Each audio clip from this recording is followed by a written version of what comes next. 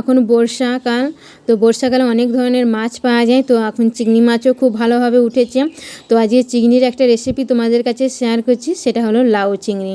যারা ইউটিউব থেকে দেখছো তারা অবশ্যই চ্যানেলটাকে সাবস্ক্রাইব করে বেল আইকনটি বাজিয়ে রেখে এবং পাশে থেকো, তাহলে তোমাদের কাছে পরবর্তী ভিডিওগুলো অনায়াসে পৌঁছে যাবে। অবশ্যই তোমরা কিন্তু লাইক কমেন্ট শেয়ার করতে ভুলো না, জানো, ঠিক আছে?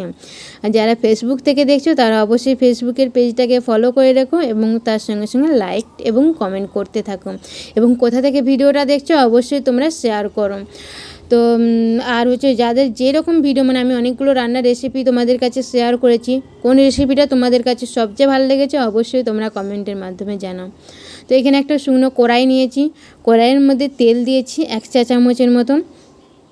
তো 2টো লঙ্কা মাঝখান থেকে কেটে দিয়েছি আর 2টো তেজপাতাও মাঝখান থেকে ফেলে দিয়েছি।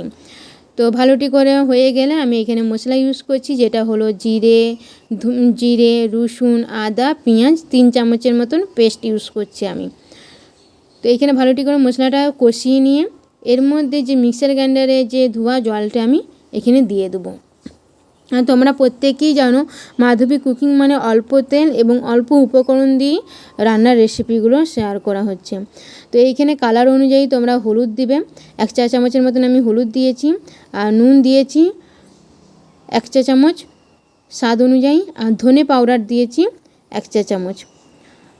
ভালোটি করে কষিয়ে নিয়ে তো এইখানে আমি চিংড়ি মাছ ইউজ করছি। চিংড়ি মাছটা অনেক সময় দেখা যায় লাউ চিংড়ি করতে গেলে ভেজে ইউজ করে। তোমরা ভেজে ইউজ করেছো হয়তো, এরকমভাবে একবার ট্রাই করে দেখো। কাঁচা চিংড়ি মাছগুলোকে দিয়ে দেবো, মানে নুন মাখিয়ে রেখেছিলাম, জল ঝরিয়ে রেখেছিলাম চিংড়ি মাছটা, কাঁচা অবস্থায় মশলার সঙ্গে আমি কষিয়ে নেব। এটা দিলে কি হয় না, চিংড়ি মাছগুলো খুব সফট হয়, এতটা সফট হয় বলা বোঝানো যাবে না। মানে মুখে দিলে অনেক সময় দেখা যায় চিবাতে গেলে খটখট লাগে ভেজে নিলে, আর এইখানে কিন্তু পুরো সফট হবে। তো চিংড়ি মাছগুলো ওর সঙ্গে কষিয়ে নিচ্ছে। অনেকের কোশ্চেন থাকতেই পারে চিংড়ি মাছ গন্ধ ছাড়বে, কিন্তু গন্ধ ছাড়বে না। তোমরা এভাবে একবার ট্রাই করে দেখো।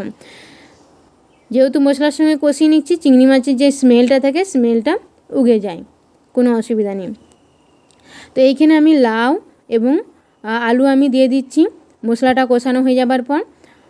তো লাউ আমি 500 নিয়েছিলাম, মানে 500 যে সাইজ হয় 1 কিলোর মধ্যে, 1 কিলো এনেছিলাম লাউটা, কিন্তু হাফ করে কেটে নিয়েছিলাম, মানে 500 লাউ দিয়েছিলাম। আর 3টা আলু দিয়েছিলাম। তো ভালোটি করে আমি মিক্স করে নিচ্ছি, মশলার সঙ্গে চিংড়ি মাছের সঙ্গে মিক্স করে নিচ্ছি। আর এইটা কিন্তু জল দেবো না, এই রান্নাটা কিন্তু বিনা জলে হবে।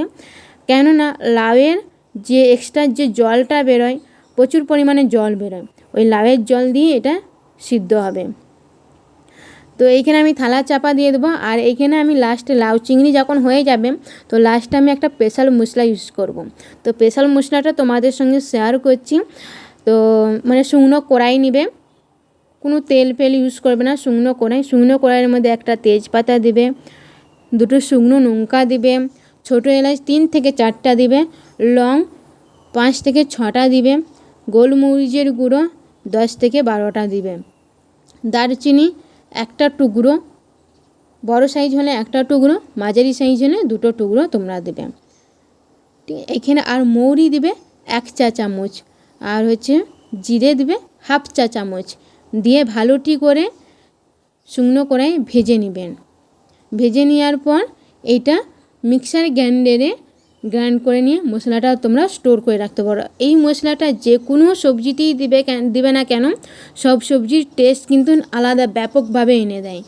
তো এই মশলাটাই আমি ইউজ করব। এখানে দেখতেই পাচ্ছ লাউ এবং চিংড়ি থালা চাপা দিয়ে আমি ভাপে সিদ্ধ করতে দিয়েছিলাম, হয়েও গেছে।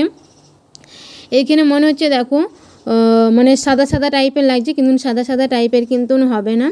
এটা এই মশলাটা দেওয়ার পরে অনেক কিন্তু কালারটা চেঞ্জ হয়ে যাবে, দেখতেই পাচ্ছ। আর এত সুন্দর গন্ধ বেরোয় না, গন্ধ দিয়ে তোমার হাফ খিদে চলে আসবে এই মশলাটা যখন দিয়ে ইউজ করবে তোমরা। তো ভালোটি করে আমি নেড়ে নিচ্ছি, মশলাটাকে মাখিয়ে নিয়ে তোমাদের সঙ্গে দেবে যখন হচ্ছে বোল্টের মধ্যে তুলে তোমাদের কাছে রেসিপিটা দেখাবো, তখন দেখবে পুরো চিংড়ি মাছটা এতটা সুন্দর দেখতে লাগছে এবং খেতেও কিন্তু অসাধারণ হয়েছিল, দেখতেই পাচ্ছ। নিয়ে আমি ভিডিওটা শেষ করব। ওকে, বাই বাই।